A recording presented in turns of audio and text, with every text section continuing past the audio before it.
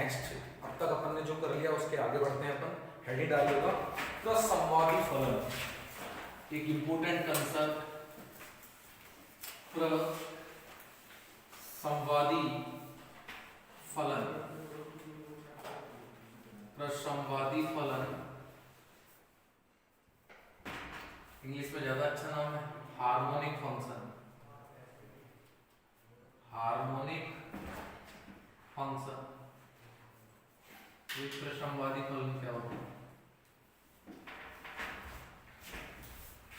इसके अंदर लिखेंगे कोई वास्तविक मान फलन, वास्तविक मान फलन कौन सा?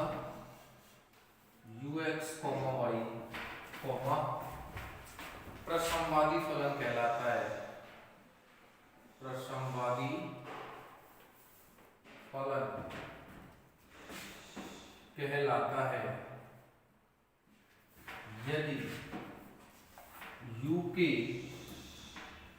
प्रथम दो कोटि के आंशिक अवकलज, आंशिक अवकलज संतत हो, प्रथम दो कोटि के आंशिक अवकलज संतत हो तथा लाप्लास समीकरण, तथा लाप्लास समीकरण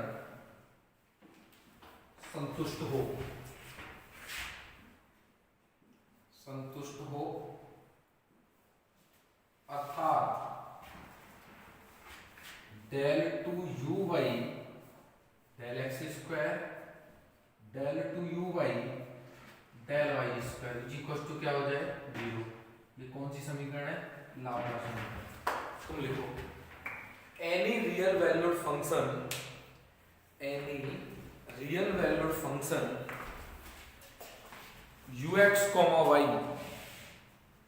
any real valued function ux, y is said to be harmonic function, is said to be harmonic function if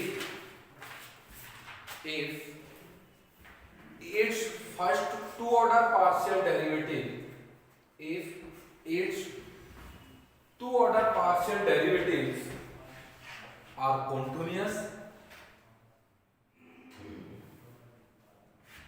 and it is satisfied, and it is satisfied Laplace equation, that is ये copy कर रहे हैं। Laplace समीकरण कभी आपने physics में पढ़ी होगी, सही है नहीं है? जेड कोऑर्डिनेट और होता है उधर del 2zy del x square equal to 0 होता है, ठीक है? तो टू वेरिएबल चलते हैं, x और y चलते हैं अपने यहाँ पर, तो del 2u del x square del 2u del y square equal to 0। एक तो ये होती है लाप्लास समीकरण।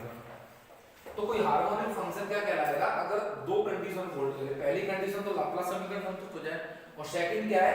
इसके फर्स्ट टू ऑर्डर के डेरिवेटिव, फर्स्ट टू ऑर्डर के डेरिवेटिव मतलब del u del x और del 2u del x square, ये क्या होना चाहिए?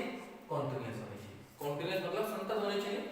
संतत का मीनिंग क्या होता है कि बिगर पैराथाइडोकेनेस के ग्राफ सीधी सी बात ये रहेगी। तो अगर कोई फंक्शन हार्मोनिक कब कहलाएगा? दो नियम का पालन करे, तो लाप्लास को संतुष्ट कराए और फर्स्ट ऑर्डर के डेरिवेटिव क्या हो? कॉन्टिन्यूअस। थ्योरम लिखिए, प्रमेय। प्रमेय क्या है? इसका मतलब यदि fz is equal to ux, y plus में आयोटा vx, y विश्लेषिक फलन हो, विश्लेषिक फलन हो, विश्लेषिक फलन हो, तब u तथा v, तब u प्रसंवादी फलन होंगे, प्रसंवादी फलन होंगे। ये थोड़ा तुम लोग लिखो, लिख लेगा। चलो ठीक है।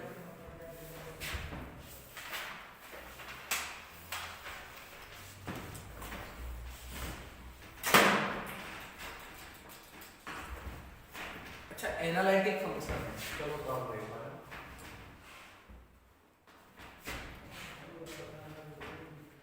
देखो एक बात, अगर ये एनालिटिक फंक्शन है तो दो बात होल्ड होगी। एक तो सीआर इक्वेशन होल्ड होगी, कर वाली थोड़ा याद करो। एक तो सीआर इक्वेशन होल्ड होगी और फर्स्ट ऑर्डर के पार्शियल डेरिवेटिव क्या होंगे, कॉन्टिन्यूअस होंगे। ठीक है कि नहीं है? अच्छा, एक बात याद रखना कि जब फर्स्ट ऑर्डर के पार्शियल डेरिवेटिव कॉन्टिन्यूअस हो जाते हैं तो आप समझिए कि सेकंड ऑर्डर के अपने आप कॉन्टिन्यूअस होंगे, थर्ड ऑर्डर के अपने आप क्या होंगे, कॉन्टिन्यूअस होंगे। ये पर आगे बढ़ लेंगे, ये पर क्या पढ़ लेंगे, आगे बढ़ लेंगे। अगर first order derivatives are continuous then other all order derivatives are also continuous. ठीक है, तो पहली बात क्या है, प्रूफ में देखिएगा, चूंकि सर सिंस चूंकि F Z comma analytic function है, एनालिटिक फंक्शन है, और जो सर एनालिटिक होते हैं तो दो बात होल्ड करते हैं। पहला, u तथा v के प्रथम दो कोटि के, प्रथम कोटि के आंशिक अवकलज,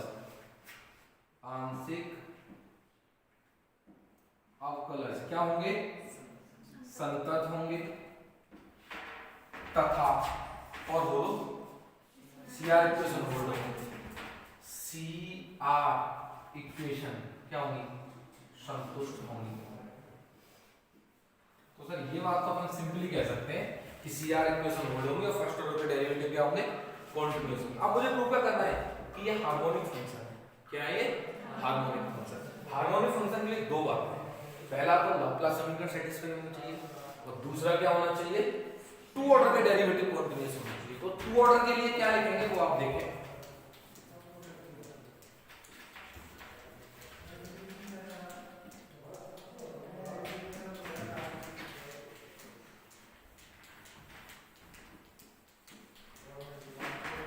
एक बार देखना है आप कि सर u तथा v के फर्स्ट ऑर्डर के डेरिवेटिव कॉन्टिन्यूअस है, और अगर फर्स्ट ऑर्डर डेरिवेटिव कॉन्टिन्यूअस है देन ऑल ऑर्डर डेरिवेटिव्स क्या होंगे, कॉन्टिन्यूअस है।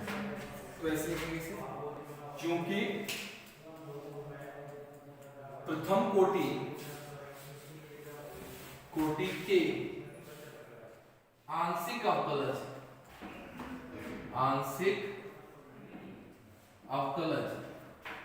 संतत हैं, तब द्वितीय कोटि के आंशिक अवकलज, द्वितीय कोटि के आंशिक अवकलज विद्यमान होंगे तथा संतत होंगे। ये ना थ्योरम होती है, ये क्या होती है, थ्योरम होती है कि अगर फर्स्ट डेरिवेटिव अगर कॉन्टिन्यूअस है then other all are derivatives क्या होंगे, कॉन्टिन्यूअस होंगे। ठीक है, ये लाइन तो ऐसे लिखती है। सीआर इक्वेशन बताओ क्या होल्ड होंगी, सीआर इक्वेशन याद है किसी को, del u by del x, del v by del y, number दे दो ये, and second del u by del y minus del u by del x, number दे दो इसे। एक का मैं x के रेस्पेक्ट में डिफरेंशिएशन कर देता हूं, किसके रेस्पेक्ट में कर देता हूं, x के रेस्पेक्ट में। एक का x के सापेक्ष आंशिक अवकलन करने पर, क्या करने पर, आंशिक अवकलन करने पर कर दीजिए इसका पार्शियल डिफरेंशिएशन, x के रेस्पेक्ट में del two u by del x square is equal to x के रेस्पेक्ट में कर दे del two v del x del y। Number कितना हो गया, 3। दो का भी कर दो, ठीक है नहीं है, तो मैं थ्योरम तो उतार लिया, तो मैं बता दूं थ्योरम को। दिखेगा। 2 का किसके रेस्पेक्ट में कर देता हूँ, y के रेस्पेक्ट में। तो मैं क्या लिखूंगा, समीकरण 2 का y के सापेक्ष क्या करने पर, आंशिक अवकलन करने पर कर लेगा। Del two u y del y square minus del two v del x del y होता है, डेल वाई डेल एक्स दोनों इक्वल होते हैं कॉन्टिन्यूअस के केस में, डेल वाई डेल एक्स या डेल एक्स डेल वाई एक ही बात होती है। ये नंबर कितना हो गया, 4। 3 और 4 को जोड़ देते हैं, ठीक है ना। समीकरण 3 प्लस 4 का तो जरा जोड़ना, ये क्रॉस हो जाएंगे, क्या आ जाएगा, del two u y del x square del two u y del y square is equal to 0। देखो यू ना लाप्लास समीकरण संतुष्ट कर गया, और फर्स्ट ऑर्डर का डेरिवेटिव क्या बोल दिया, कॉन्टिन्यूअस। इसका मतलब यू कैसा फंक्शन कहलाएगा, हार्मोनिक। कौन सा फंक्शन कहलाएगा, हार्मोनिक। के लिए दो ही बातें चाहिए होती, एक तो लाप्लास समीकरण संतुष्ट कर जाए, और दूसरा सेकंड ऑर्डर तक के डेरिवेटिव कॉन्टिन्यूअस हो। सेकंड ऑर्डर तक के अपने डेरिवेटिव कॉन्टिन्यूअस बोल दिए और लाप्लास समीकरण संतुष्ट कर दिया, तो क्या बोलेंगे, अतः u कौन सा फंक्शन है, हार्मोनिक फंक्शन है, हार्मोनिक फंक्शन है। और ऐसे ही प्रूव कर सकते हैं v भी क्या है, हार्मोनिक फंक्शन। इसी प्रकार सिद्ध किया जा सकता है, सिद्ध किया जा सकता है कि v भी कौन सा फंक्शन है, हार्मोनिक फंक्शन है। कर लीजिए ऐसे लिख ले, साथ साथ लिखा हो तुझे ना। Since fz is analytic function, since fz is analytic function, that implies its first order partial derivative, that implies its first order partial derivatives are continuous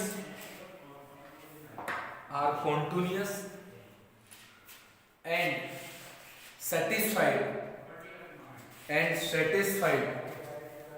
CR equation and satisfied CR equation, Cauchy-Riemann equation। अब ऊपर लिखना, since first order derivatives are continuous, since first order derivatives are continuous, that implies since first order derivatives are continuous, then its second order derivative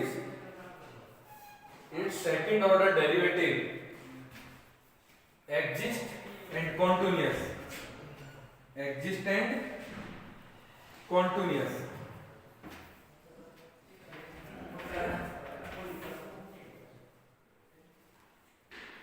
अब लिख ले ये CR equation, copy कर ले, कुछ प्रॉब्लम आ पूछिए।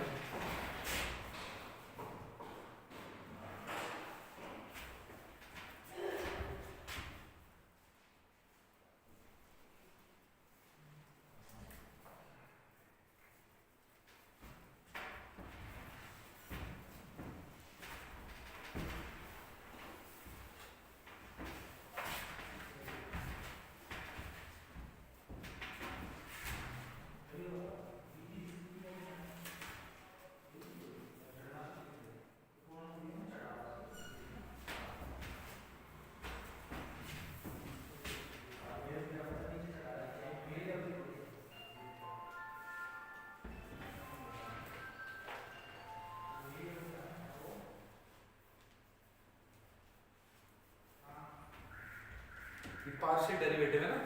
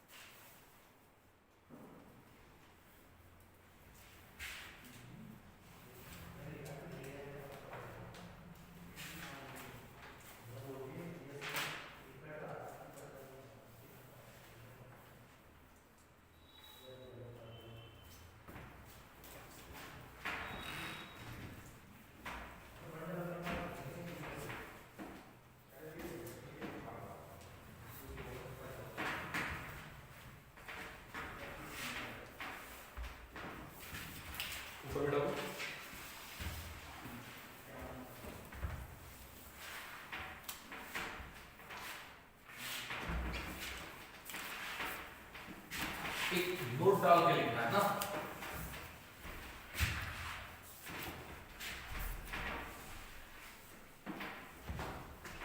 लिख सब लोगों ने एक नोट डालना थोड़ा प्रूव करने के बाद, उसके बाद लिखना।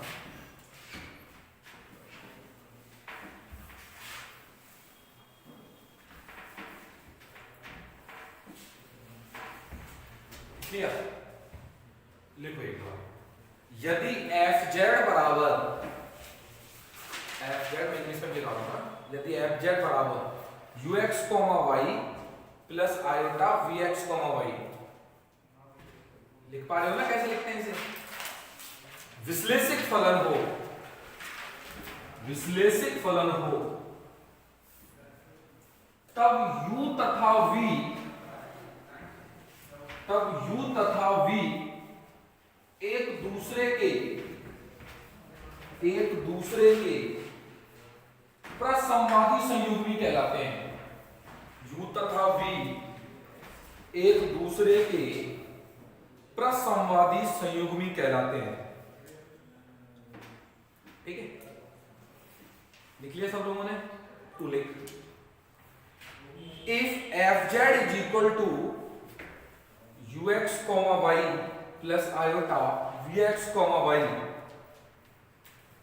बी एनी एनालिटिक फंक्शन,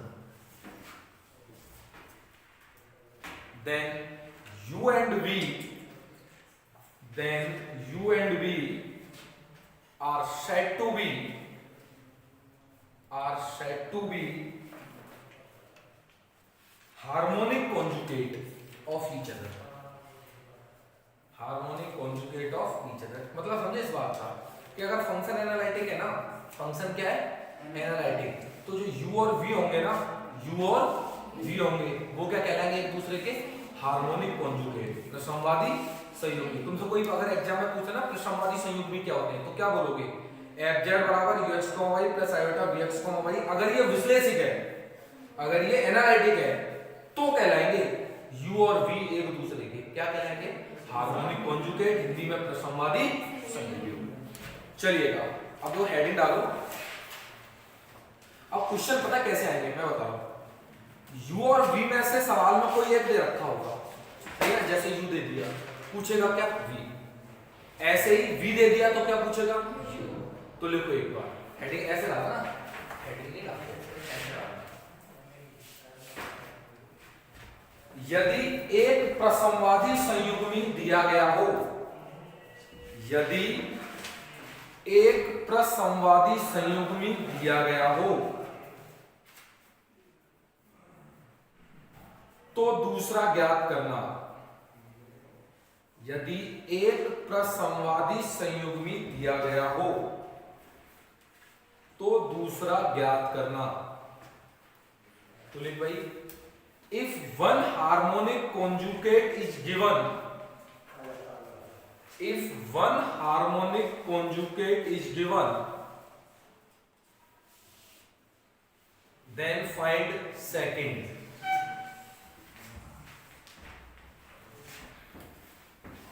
तो क्या कह रहे हो आप? u तथा v में से कोई एक दे दिया जाएगा, तो मैं मान लेता हूं, माना क्या दे दिया? u दे दिया। क्या दे दिया? u दे दिया। माना, लिखना मत आप लोग है ना, माना u तथा v में से u दिया गया है। क्या दिया गया है? u दिया गया है। हमें क्या ज्ञात करना है? v ज्ञात करना है। अच्छा, एक बात आप जानते हो अवकल गणित से, डिफरेंशियल कैलकुलस से, अवकल गणित से, अवकल गणित से हम जानते हैं कि why the differential calculus involve. पता है आपने कभी रिजल्ट पढ़ा है डिफरेंशियल कैलकुलस में? dv बराबर पता है क्या होगा? del v by del x dx, del v by del y dv। कभी कभी पढ़ा होगा आपने, फिजिक्स में बहुत जगह यूज होता है कि ये dv किसके बराबर होता है? del v by del x dx, del v by del y dv। ठीक है, ये इसके बराबर होता है। That's giving number 1। अच्छा, 1 दे लेंगे बाद में। अपन को निकालना है क्या, डी निकालना है। दे क्या रखा है, यू दे रखा है। आपको पता है कि फंक्शन एनालिटिक है, दिया है ना पहली लाइन। वही हार्मोनिक कॉन्जुगेट तक तभी तो कहना है जब एनालिटिक होगा। फलन एनालिटिक है, एनालिटिक है तो पक्की बात है सर सीआर इक्वेशन होल्ड होगी और फर्स्ट ऑर्डर के डेरिवेटिव क्या होंगे, कॉन्टिन्यूअस। थ्योरम करी थी कल कि फर्स्ट ऑर्डर के डेरिवेटिव कॉन्टिन्यूअस और सीआर इक्वेशन क्या होंगी, होल्ड होंगी। तब आप सर एक बात कह सकते हो, कौन सी बात, कि del u by del x का जो मान होगा वो del u by del y के बराबर होगा। एंड आप ये कह सकते हो del u by del y का जो मान होगा minus del u by del x के बराबर। ठीक है, अगले स्टेप में देखिएगा, दैट इंप्लाइज डीवी जी। अच्छा एग्जाम में करना है पूरा प्रोसेस, अभी क्वेश्चन कराएंगे तब पता लगेगा। Dv del v by del x की जगह, del v by del x की जगह माइनस में लिख लूं del u upon del y, ये dx, और del v by del y की जगह del u upon del x, और ये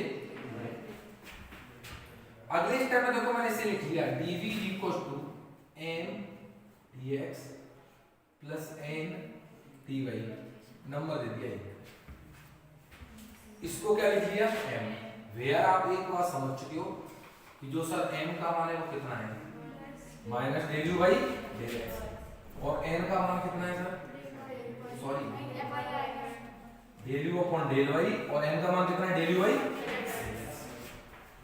अब आप एक काम कर सकते हो, यहां से del m by del m by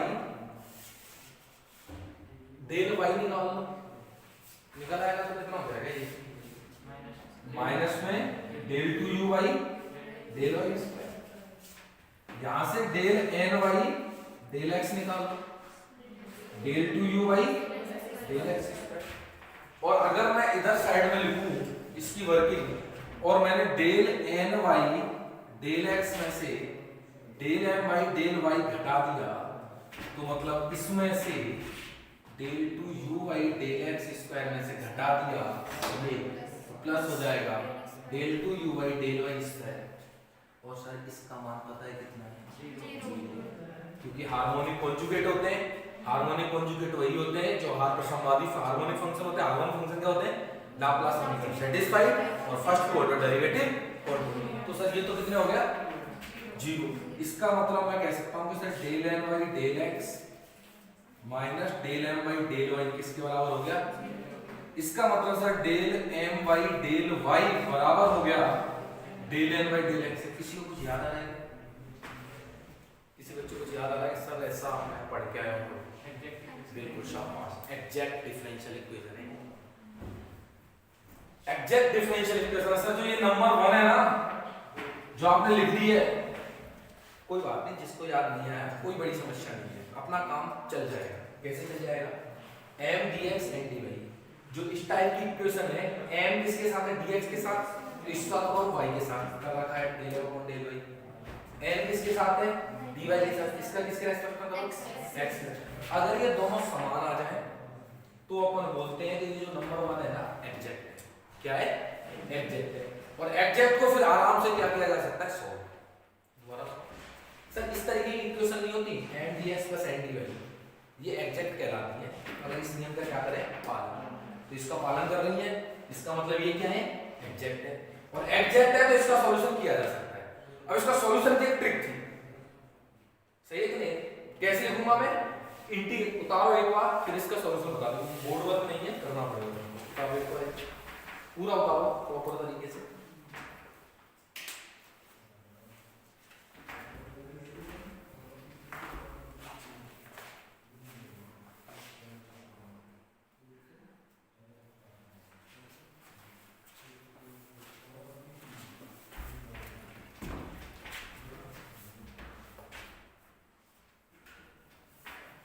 ये क्या कहलाती है, कंडीशन ऑफ एग्जैक्टनेस। अरे ये लिख लिया, देखो ठीक है, u तथा v को एक दे रखा है,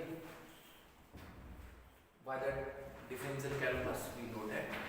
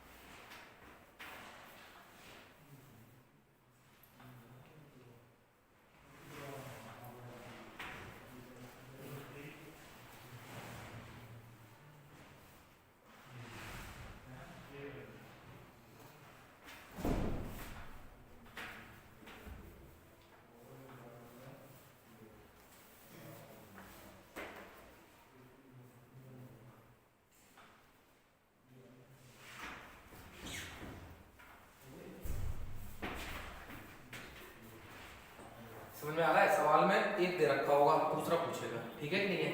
तो बड़े प्यार से ऐसे कर लेंगे अपन, ये प्रोसेस हर सवाल में कर लेंगे। और एग्जैक्ट आ जाएगी। एग्जैक्ट की कंडीशन क्या है? जो dx के साथ हो उसका y के रेस्पेक्ट में करो, जो dy के साथ हो उसका x के रेस्पेक्ट में करो, और दोनों सेम आ जाए फिर एग्जैक्ट। एग्जैक्ट है तो इसका प्यार से सॉल्यूशन किया जा सकता है।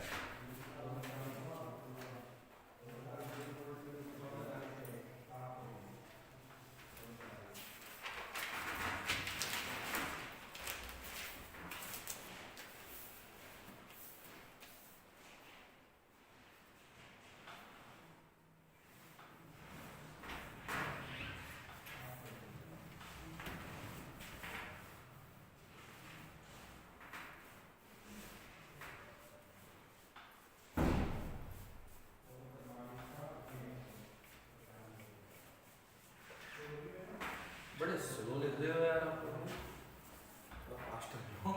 नोट्स वोट्स तो बनते ही रहते हैं, ये आपकी समझ में आ जाएगा। देखो इस बच्ची ने लिखी है, आप भी लिखो थोड़ा फास्ट, होली की तरह चला तो। वो पता है मैं बीएड का पेपर दे के आया हूँ, उसमें ना सिर्फ लिखने के नंबर मिलते हैं कि आप जितनी कॉपी भरोगे उतने नंबर मिलेंगे। यूं ही एक वर्ड पता लग जाए ना, भाषा देके लिखना, सही है कि नहीं है? मतलब एक वर्ड पता लग जाए, जैसे कि आज पता लग गया सांख्यिकी, स्टैटिक्स नहीं होती जो अपने माध्य का बोला पड़े थे, मैंने सिर्फ एक वर्ड देखा सांख्यिकी, ठीक है ना? सांख्यिकी से आप क्या समझते हैं इसे विस्तार से समझाइए, समझा दिए सारे एग्जांपल दिया, माध्य का बहुलक, समझ रहे हो नहीं है? क्या होती है माध्य का, कैसे निकालते हैं, औसत वाले फॉर्मूले सब दिखाया तो ना। और अच्छा दुनिया पता नहीं क्या फर्रे लेके गई थी आज के पेपर में, मेरे पीछे बैठा था एक लड़का, वो बेचारा फर्रे लेके आया, अब उसको पकड़ लिया, और मेरे को डर ये लगे कहीं बेचारा ये आज फर्रा लेके आया, कल नहीं मेरे नीचे न डाल दिए। डर तो लगता ही है यार, हम लोग जिंदगी में फर्रे नहीं लेके कोई नीचे डाल तो फंस जाएंगे ना। अच्छा उस मुझे अचंभा होता है यार, लोग उस पेपर में भी टीपते हैं। सांख्यिकी से आप क्या समझते हैं विस्तार से समझाइए, तो क्या टीपेगा इसे? एक क्वेश्चन आता है, अच्छे शिक्षक के कर्तव्य और क्या बोलते हैं, एक और कर्तव्यों को समझाइए। अब इसमें क्या टीपने की जरूरत है? क्या है क्या जरूरत? अगर आपको निबंध लिखने आए, होली पर निबंध लिखो तो टीपोगे हैं? होली पर निबंध में टीपोगे? उसमें ये थोड़ी कहता है कि तुझे कैसे लिख तू, सीधी सी बात है, आपका दाम बंद कर देंगे। मैं सोच रहा था यार ये इनका इन पेपर में ये हाल है, गलती से बेचारा मैथ्स का पेपर दे के फसोट हो जाए तो फर्रा की बुक लेके जाए, क्योंकि वहां ठीकना बनता भी है मैथ्स के पेपर में, क्योंकि अब छोटी चीज है। एक लड़की मुझे भाई यहाँ का पॉइंट बता दे, मैं कहूँ कि हम गुजारा खुद कर रहे हैं, हमारा खुद का गुजारा चल रहा है, बड़ा मुश्किल से काम चल रहा है, 12 वक्त तुम हमसे टीप रही हो, मतलब हम जोड़ जोड़ के पॉइंट लिख रहे हैं, जोड़ जोड़ के मतलब कि कभी कोई सा मतलब मिल जाए, जैसे ऐसे क्वेश्चन आए मतलब उल्टे सीधे क्वेश्चन आते हैं और पॉइंट बना बना के लिखना होता है। पिछली बार भी ऐसे लिख के आया था, तो ये नहीं करा आपको सही से पढ़ के दें पेपर, लेकिन मैं तो कैसे लिख रहा था, पिछली बार जैसे लिख के आया था बिल्कुल धांसा दिया 70% बनी, ठीक है नहीं? सिर्फ 2 घंटे तो बहुत बड़ी चीज है, मैं पढ़ के भी नहीं जाता था, 5 मिनट सिर्फ ये देखा कि इसमें लिखना क्या है, तो पता नहीं फिर दुनिया फर्रे लेके आती है, बहुत अच्छा लगा। और मेरे को डर सच में बहुत लगा जब वो कह रहा था ना, वो इंडिकेट करके वो पूछ रहे थे कि फर्रा मेरे पीछे वाले पे मिला, वो दूर जाके बोल रहा था किस पे मिला फर्रा, किस पे मिला। अब भाई सच में डर लगा यार, कहीं ये ना कहते कि इसके नीचे पड़ा हुआ था। चलिएगा तो अच्छा हैबिट ऐसे बनाओ, मेरा कहने का मतलब ये है कि स्पीड से लिखा हो। फायदा क्या है, स्पीड से लिखोगे तो आपकी हैबिट बनी रहेगी स्पीड से लिखने की, आप रो के नहीं लिखोगे आगे, ठीक है? थोड़ा ध्यान रखो। दुनिया अब जलन होती है ना, दुनिया कितने पेज होते हैं, 25-25, 30-30 पेज बना रही है, हमारे 11 में पहुंचते हैं, सही है कि नहीं? तो लड़कियों की हैबिट होती है तो स्पीड से काम की होती है, आप स्पीड से लिखा दो, उसने तो बहुत तेज लिखा है, उसने तो गोली की वजह से लिखा है। चलिएगा बस मुद्दे पे आते हैं, अपना मैथ्स का सवाल है। अच्छा एक और बात बताओ, मैं इतना आलस में आ जाता हूँ भाई, 2 घंटे का पेपर देने में हद से ज्यादा, और मेरे को मैथ्स के पेपर मैंने दिए, बीएससी में दिए, एमएससी में दिए, कहीं बोरियत ही नहीं मालूम पड़ती। लगता है आपको मैथ्स के पेपर देने में बोरियत होती है? वहां पर तो झट से समय लगता है, टाइम ज्यादा हो गया, फटाफट भर, बस इस पेपर में सब में बोरियत होती है, पता नहीं यार कैसे पेपर है। चलिए ये कंप्लीट है। तो क्या कहा अपन ने कि सर u और v में से कोई एक दे रखा होगा, सेकंड कैसे निकालोगे? सेकंड निकालने का तरीका क्या है, ये रहा यहां से। अब सर ये आ गई एग्जैक्ट, क्या आ गई? एग्जैक्ट। और एग्जैक्ट के बारे में दुनिया वाले ये कहते हैं कि इसका सीधा इंटीग्रेशन कर दो। क्या कर दो? इसका इंटीग्रेशन कर दो। और इंटीग्रेशन की ट्रिक होती है, याद है? अब भाई मोनू, अरे भाई तू तैयारी कर रहा है, एग्जैक्ट आती है जैम में, नहीं उठाई, उठा ले, फरवरी में एग्जाम होगा, ज्यादा से ज्यादा तो उठा इनको, ये चीज कंप्लीट कर। चल मैं सिखा दूं, तेरे काम आ जाएंगे। एग्जैक्ट डिफरेंशिएशन क्या होता है कि जैसे ऐसी कोई इक्वेशन हुई, पहचान सबसे पहले x के रेस्पेक्ट में जो बैठा है उसका y के रेस्पेक्ट में कर दो, और जो y के रेस्पेक्ट में उसका किसके रेस्पेक्ट में कर दो? x के रेस्पेक्ट में। दोनों सेम आ जाए देन एग्जैक्ट। और एग्जैक्ट का सॉल्यूशन ऐसे किया जाता है, इंटीग्रेटिंग वन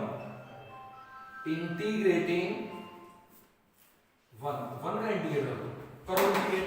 इसका इंटीग्रेट किया तो v, ठीक है नहीं है? अच्छा इसका इंटीग्रेशन होता है देखो m dx n dy plus constant c। But यार स्पेशल केसेस है, इसमें जब करो ना, जब x के रेस्पेक्ट में करो तो y को कांस्टेंट ले लेना, y एज कांस्टेंट। याद आ रहा है? कुछ नहीं पढ़ा है तो नहीं, y को कांस्टेंट ले लेना। और जब y के रेस्पेक्ट में करो यहां आएगा विदाउट टर्म ऑफ x, मतलब वे पद लेने जिनमें x ना आए। x आए उनको छोड़ दे, उनको क्या कर दे? छोड़ दे। यहां क्या करेंगे? y को कांस्टेंट मानेंगे। यहां क्या करेंगे? विदाउट टर्म ऑफ x, जिसमें x ना आए वो टर्म लेंगे। कर लो कॉपी, समझ जाओगे। उतारो आप एक बार, एग्जाम्पल में समझेंगे। ये इसका लास्ट का सॉल्यूशन होगा। Taking y as constant without term of x।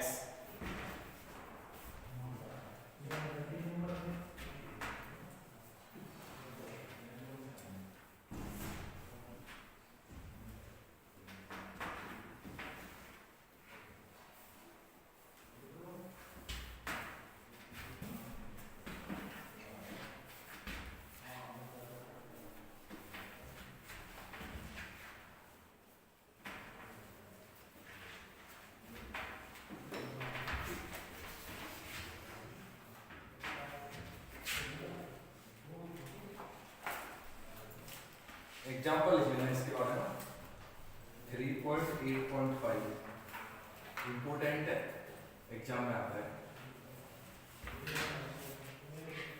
अगर ux, y लिखना है, x की पावर क्यू माइनस में 3xy स्क्वायर, ये नंबर 1 सिद्ध करोगे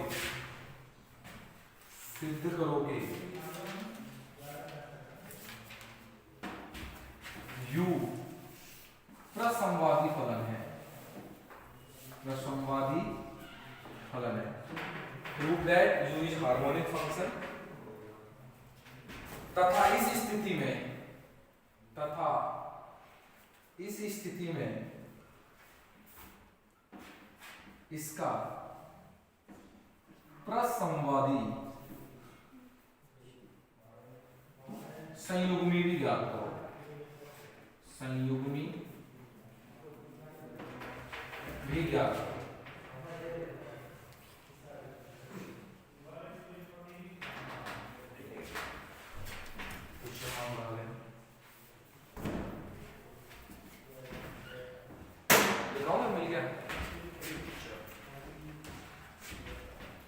क्वेश्चन साफ साफ समझ में आ रहा है। इसे प्रसंवादी फलन प्रूव करना है। क्या होता है प्रसंवादी? लाप्लास समीकरण संतुष्ट करा दो और फर्स्ट ऑर्डर की पार्शियल डेरिवेटिव क्या दिखा दो? कॉन्फिडेंस। देखिएगा सॉल्यूशन।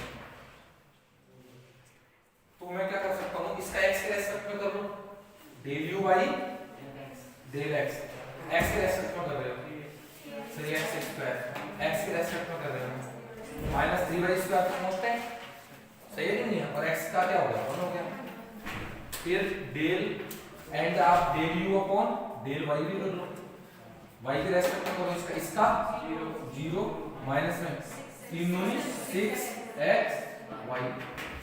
एक बार दोबारा डिफरेंशिएशन बनता है इसका लाप्लास चेक करने के लिए, del 2u by del x square 6x, इसका तो 0 हो गया। और इसका del n upon del 2n upon del y square, sorry del two u by del y square, y की रेस्पेक्ट में करो, माइनस में 6x, दोनों को जोड़ लो, सही है कि नहीं है? तो जैसे ही दोनों को जोड़ा हियर, जैसे ही आपने जोड़ा del two u by del x square, del two u by del y square, 6 और माइनस 6x होगी लाप्लास समीकरण संतुष्ट, तो लाप्लास तो संतुष्ट होगी। अब ये और प्रूव कर दो फर्स्ट ऑर्डर डेरिवेटिव कॉन्टिन्यूअस है, पता है ये बहुपद है, ये भी बहुपद है, ये भी क्या है बहुपद है, और बहुपद फलन हमेशा क्या होता है कॉन्टिन्यूअस। तो सही, जब ये कॉन्टिन्यूअस है तो ये भी क्या होंगे कॉन्टिन्यूअस हो गया, कर लो।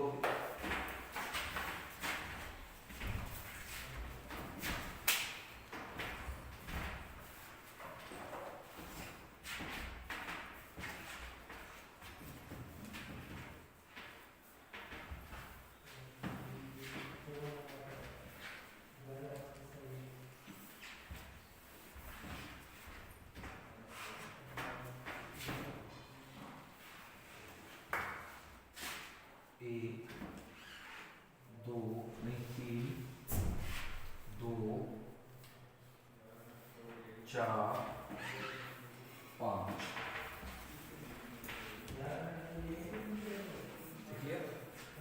तू लिख देना। In the RHS of 2, 3, 4, 5 are polynomial function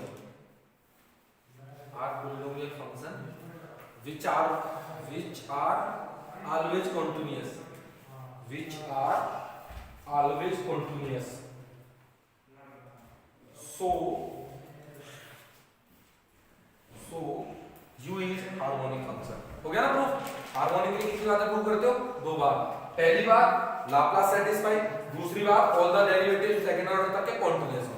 अब क्या पूछा है? हार्मोनिक तो प्रूव कर दिया, इसका प्रसमवादी संयोग भी ज्ञात करो। u का प्रसमवादी कौन होगा? v, और v का कौन होगा? u। तो u दे रखा है, ज्ञात क्या करना है? अब वाला प्रोसेस समझ लो। तो क्या लिखेंगे? हम जानते हैं कि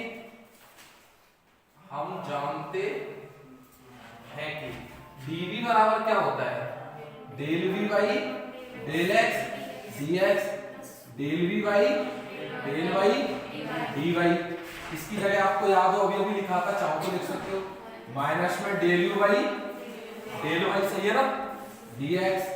इसको क्या लिख सकते हो? Del u by del x और dy, dv minus del u by del y minus 6xy, del u by del y का माइनस 6xy, प्लस में कितना होगा ये 6xy dx, del u by del x ये रहा, प्लस में 3x square minus में 3y स्क्वायर, और ये किसका मान है? ये किसका मान है? n का। समझ रहे हो कि नहीं? आगे बढ़ते हैं।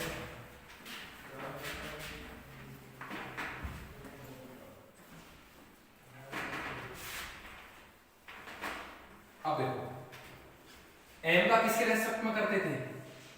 x के रेस्पेक्ट, dx है तो y के रेस्पेक्ट में डेल m अपॉन कितना हो जाएगा? 6x, del n upon x के रेस्पेक्ट में करो 6x।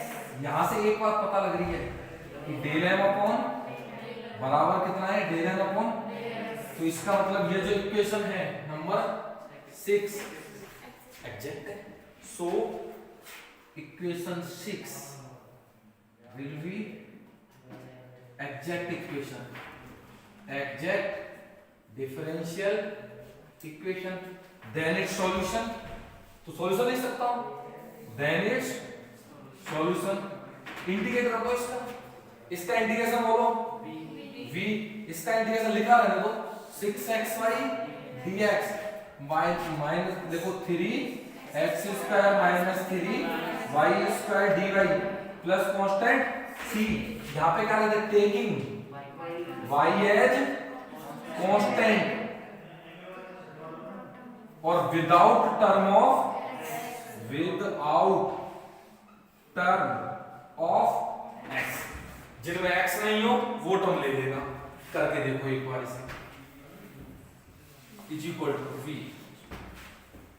y एज कांस्टेंट, तो 6y बाहर, तो 6y बाहर ऐसे लिख दूं, एक बार लिख लो ना, क्या समस्या है। x dx without term of x, तो ये तो लो ही मत, क्योंकि इसमें x आ रहा है, ये वाली ले लो क्योंकि इसमें y है, तो माइनस में 3y स्क्वायर प्लस क्या कर दूं, सोल्व हो जाएंगे बड़े प्यार से ये, v equal to 6y x square by 2 minus 3y की बाई 3 प्लस 3 से 2 तिया 6, तो v equal to 3y x square minus y cube plus ये आंसर। आगे समझ में चलिए,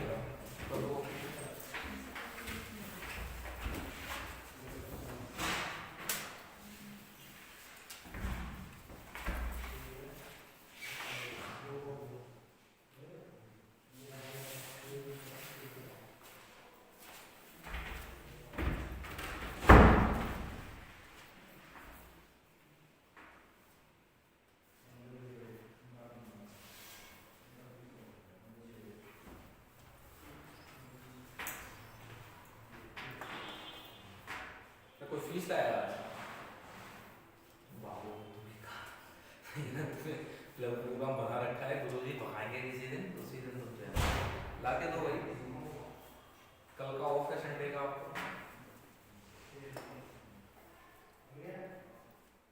कोशिश करो फीस ला के दो, कुछ तो ला के दो भाई, सारी नहीं ला के दे सकते तो कुछ ला के दो।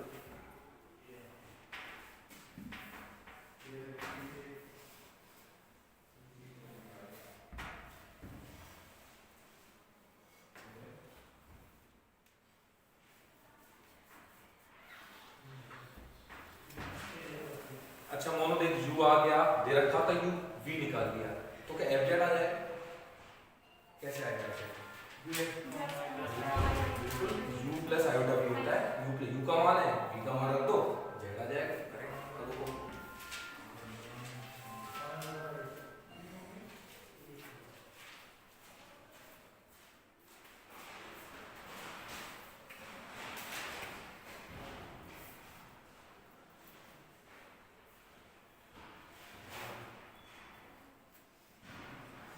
अरे देखे जाना है ना, कुछ तरीके देखे जाना, अपलोड कर दिया, तो टाइम लगे लग जाए, पर करना है, जितना से ही डाउनलोड कर लेंगे दोनों लोग, डाउनलोड नहीं होगा, क्या पता कहते हैं, नहीं तो होने लग गया यार, यार एक आप तो कैम इसके अंदर की मना करते हैं, होने लग गया वो तो डाउनलोड, हाँ नहीं होता, करके देखते हैं एक बार, बाकी देखते हैं कुछ अदर ऑप्शन, कुछ बाकी ऐप भी तो होगा शेयर करने का, जब वो हटाया तो कुछ अल्टरनेटिव होगा, गूगल नहीं निकाल रहा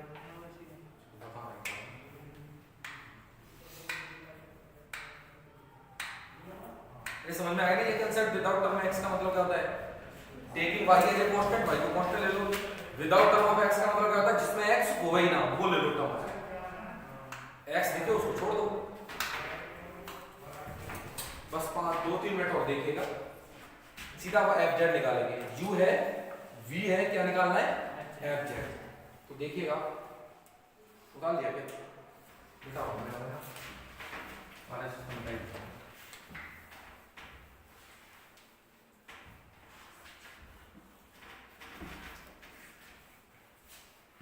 चलिए तो अच्छा बताइए fz होता क्या है, fz की वैल्यू आती है sir u x, y plus में आएगा v x, y, u पता है मुझे, बोलना जरा एक बार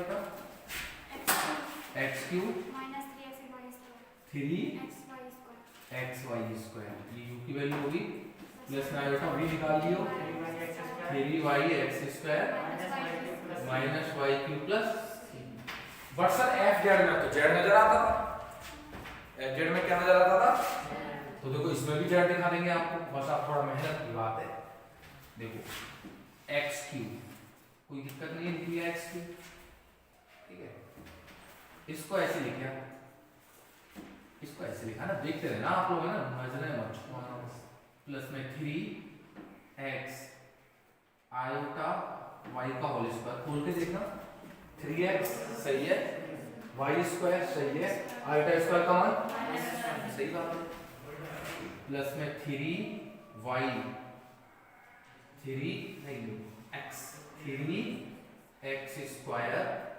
आयोटा वाई चलेगा क्या ये? आयोटा वाई लिख दिया ना इसे, आयोटा वाई लिख दिया, x² 3 सही है कि नहीं है? इसमें देखना जरा, ये ऐसे लिख रहा हूँ प्लस में आयोटा वाई की पावर होल क्यूब प्लस सी, पहचानो सही लिखा है। अच्छा बेटा ये कैसे आएगा? ठीक है नहीं, प्लस में आयोटा सी आएगा, समझ रहे हो? ये कैपिटल सी में क्योंकि v के साथ ही पूरा v है, ठीक है? अच्छा ये समझ में आ गया? देख करके देखो, आयोटा क्यूब का मान कितना आता है? माइनस सही लिखाई, और आपको नजर आ रहा है a क्यूब प्लस में 3ab² plus 3a² b plus b cube plus iota कितना आ रहा है?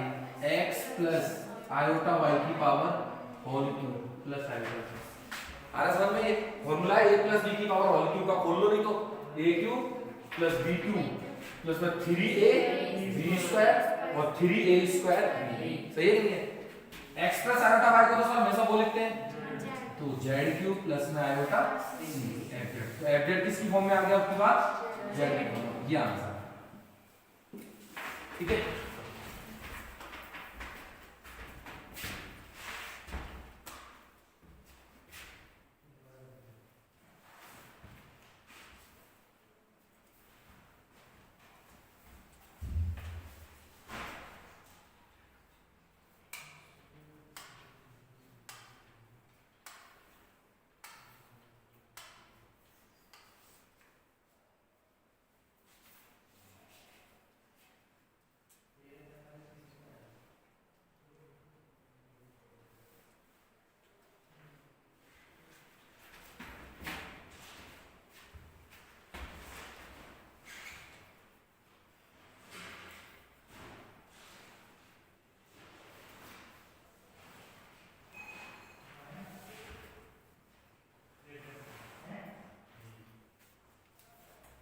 कर लिया?